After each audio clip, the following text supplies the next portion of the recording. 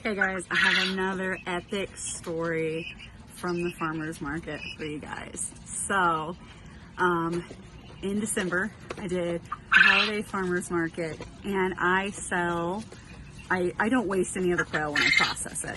So I use the feet, I use the skulls, I use the wings, I use the feathers, I use the wishbones, and the organs and everything. So I don't waste anything when I process an animal.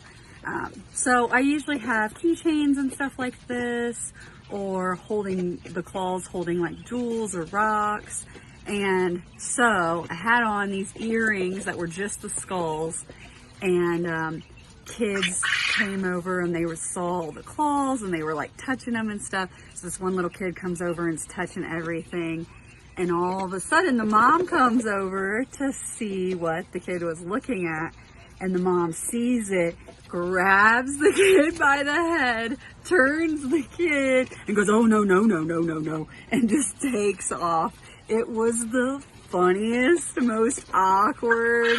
Like, there was other people there, so it wasn't like they were the only ones, but she grabbed that kid and she straight booked it.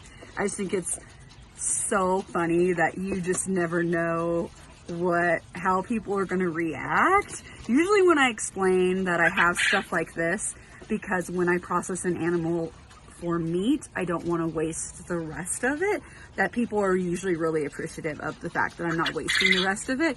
But some people, it freaks them out, and it's just really funny to see the reactions.